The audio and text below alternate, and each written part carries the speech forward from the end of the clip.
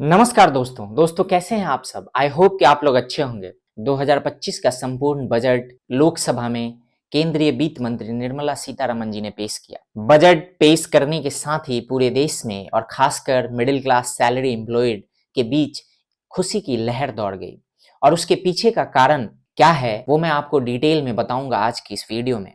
इससे इतर मैं आपको ये भी बताऊंगा दोस्तों कि कैसे आज का वीडियो किन किन चीजों पे मेनली फोकस था या किन किन बातों का खासकर ध्यान रखा गया है आज के इस बजट में। मैं आपको ये भी बताऊंगा कि इस बजट में बिहार के लिए क्या कुछ दिया गया है, क्योंकि कुछ लोग ये भी कह रहे हैं कि इस बजट को देखने के बाद ऐसा लग रहा है कि ये बजट स्पेशली बिहार के लिए हो, ना कि पूरे देश के लिए। तो मैं इन सारी बातों को आप तक पहुंचाऊं और आपको डिटेल में बताऊं उससे पहले, जैसा कि मैं हर बार आप लोगों से कहता हूं कि अगर आप मेरे चैनल पे नए हैं तो मेरे चैनल को सब्सक्राइब कर लीजिए। मेरे वीडियोस अगर आपको पसंद आ रहे हैं तो इसे लाइक कीजिए, ज्यादा से ज्यादा लोगों के साथ शेयर कीजिए और कमेंट में आप अपनी राय भी बता सकते हैं। दोस्तों, आज के बजट की जो सबसे इंपॉर्टेंट बात है वो ये कि पहले जो टैक्स स्लैब 7 लाख तक हुआ करता था उसको बढ़ा के अब 12 लाख कर दिया गया है। 12 लाख तक अगर कोई कमाता है तो उसे टैक्स नहीं देना पड़ेगा और ये स्पेशली उन लोगों के लिए है जो लोग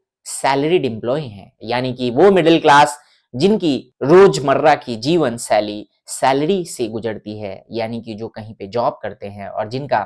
जिनके आय का माध्यम उनकी सैलरी होती है, उनको 12 लाख तक पर अब कोई टैक्स नहीं देना पड़ेगा। इससे ऊपर 75,000 का स्टैंडर्ड डिडक्शन भी दिया गया है, यानी कि 12,75,000 तक आपको कोई टैक्स नहीं देना होगा। पहले ये 7 लाख तक हुआ करता था। लोगों की ये मांग थी कि ये 7 लाख से बढ़ा के 10 लाख तक की जाए, लेकिन निर्मला ताई ने सबको आश्चर्यचकित करते हुए इसे 12 लाख कर दिया। दरअसल 12 लाख करने के पीछे कई सारी सोच शामिल हो सकती है। वो ये कि 1 लाख रुपए महीने का जो कमाता है उसे, ऐसा कहा जाता है या एक तरीके का हमारे सोसाइटी में ये सोच है कि उसकी आमदनी ठीक ठाक है और वो ढंग का जीवन बसर कर सकता है या जीवन बसर करता है अगर कोई 1 लाख रुपए महीने कमाता है। साथ ही साथ समाज में उसकी एक अलग इज्जत होती है, एक अलग तरीके से उसे देखा जाता है जो व्यक्ति साल का 1 लाख कमाता है। मैं आपको ये भी बता दूं दोस्तों कि टैक्स स्लैब जो है वो कैसे कैसे है, यानी कि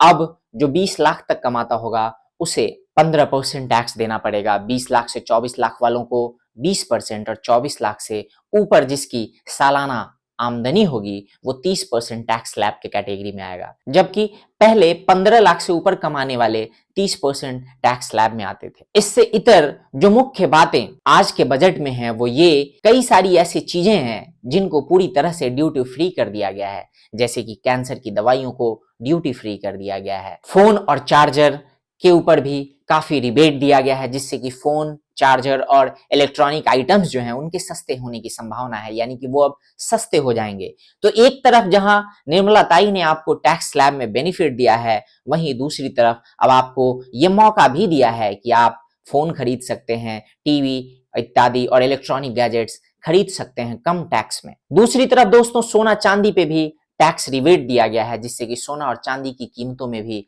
गिरावट देखने को मिल सकती है। प्लैटिनम को भी टैक्स रिबेट के कैटेगरी में डाला गया है और इसकी कीमतों में भी आपको गिरावट देखने को मिल सकती है। कैंसर की दवाइयों के बारे में मैंने आपको बताया है कि किस तरह से कैंसर की दवाइयों को ड्यूटी फ्री कर दिया गया है। साथ ही साथ ये भी निर्णय लिया गया है कि आने वाले कुछ समय में हर जिले में कैंसर सेंटर या कैंसर डे केयर सेंटर खोला जाएगा, उसमें हर तरीके की कैंसर से लड़ने की सुविधा मुहैया कराई जाएगी। इससे इतर दोस्तों सोलर पैनल, मिनरल्स और फिश उत्पादन पे भी काफी रिबेट दिया गया है, यानी कि जो लोग अब सोलर पैनल बेचते हैं या उसको मैन्युफैक्चर करते हैं, जो लोग लिथियम के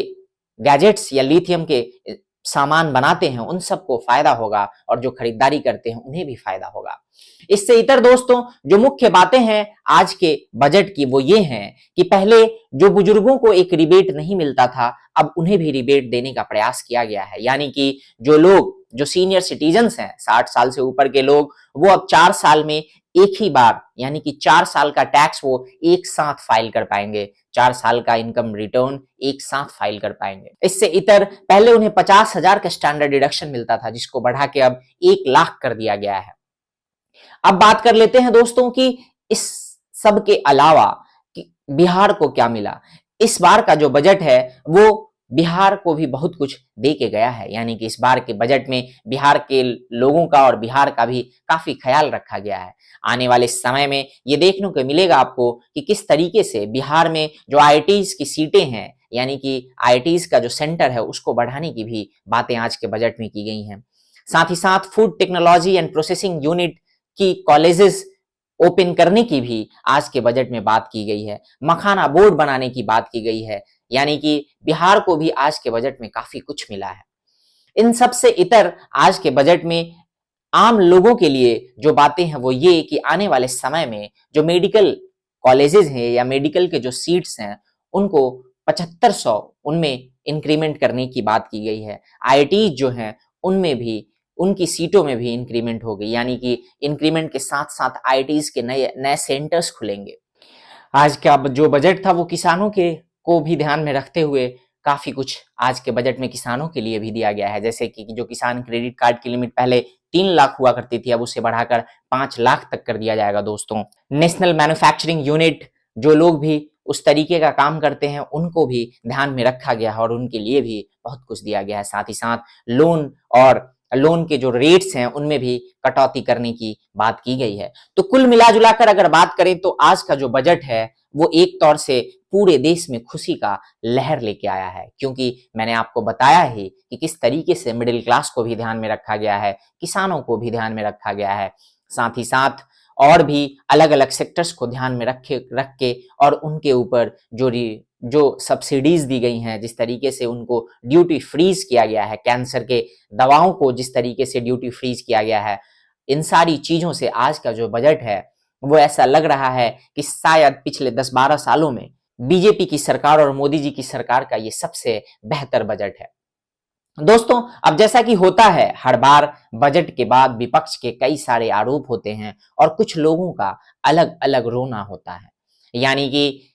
हर बार के बाद विपक्ष और कुछ खास तरीके के लोग उस बजट को लेके अपना रोना करते हैं। इस बार भी वही देखने को मिला है, क्योंकि इस बार का जो बजट है वो कई सारी बातों को ध्यान में रख के और चीजों को एक साथ साधने का प्रयास करता है, इस तरीके का भी दिख रहा है। और साथ ही साथ मिडिल क्लास को भी जिस तरीके से ध्यान में रखा गया है उससे विपक्ष को किसी खास तरीके से क्रिटिसाइज करने का या उस पे सरकार के ऊपर आरोप प्रत्यारोप करने का कोई अवसर ना मिले। दोस्तों, हमने देखा है कि किस तरीके से हर बजट सत्र के बाद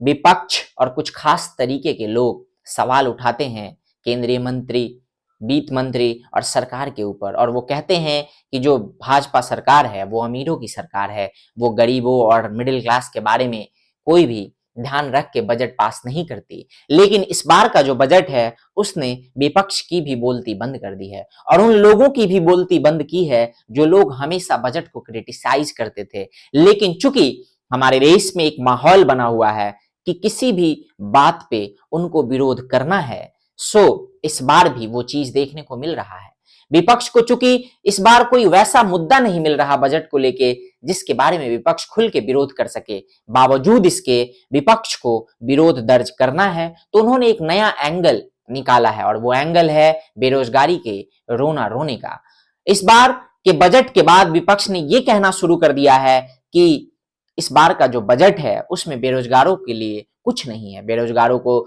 ध्यान में रखते हुए कुछ नहीं दिया गया है। साथ ही साथ विपक्ष और भी कई तरह की बातों को मुद्दा बनाने का प्रयास कर रहा है और ये जताने का प्रयास कर रहा है कि इस बार का भी बजट जो है वो कुछ खास नहीं है। लेकिन अगर आप एक कॉमन मिडिल क्लास मैन से पूछें तो आपको पता चलेगा कि इस बार का जो बजट है वो कितना खास है, क्योंकि नॉर्मली हमने देखा है कि जब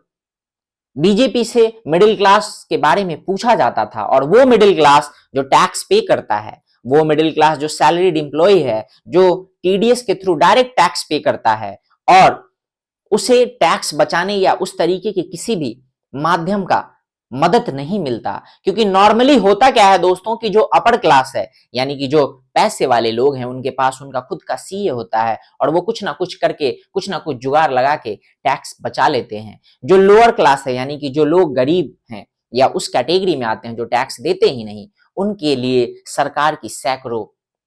इनिशिएटिव्स हैं, सरकार अलग अलग तरीके की स्कीम्स चलाती है, लेकिन वो मिडिल क्लास जिसे रीढ़ की हड्डी कहा जाता है देश के फाइनेंशियल सिस्टम की, जो टैक्स देता है, ईमानदारी के साथ टैक्स देता है, उसे सिर्फ पुण्य का भागी बनाया जाता था और ये कहा जाता था कि उसे पुण्य मिलता है। लेकिन इस बार के बजट से ऐसा लग रहा है कि उसे पुण्य के साथ साथ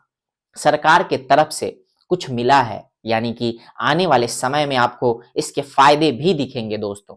अब कुछ लोग इस चीज को इस बात से भी जोड़ के देख रहे हैं कि जिस तरीके से 2024 के लोकसभा चुनाव में बीजेपी को 240 सीटें मिली और बीजेपी किसी भी तरीके से जो आंकड़ा होता है सरकार बनाने का या बहुमत का आंकड़ा, उसको नहीं टच कर पाई, तो बीजेपी को ये गया या बीजेपी के शीर्ष नेतृत्व को ये लगा कि शायद मिडिल क्लास जो है वो उनसे खुश नहीं है। तो लोग इस बात को भी कह रहे हैं कि इस बार का जो बजट है वो मिडिल क्लास को खुश करने का भी एक माध्यम है कि किस तरीके से मिडिल क्लास को पुण्य के अलावा और भी तरीके की मदद की जाए। बाकी कुल मिला जुला के अगर कहें दोस्तों तो इस बार का जो बजट है वो काफी सोच समझकर और हर वर्ग को साधने का प्रयास करते हुए बनाया गया है, ऐसा प्रतीत होता है। बाकी अभी के लिए बस इतना ही, मिलते हैं अगले वीडियो में। टिल देन जय हिंद, जय भारत, नमस्कार।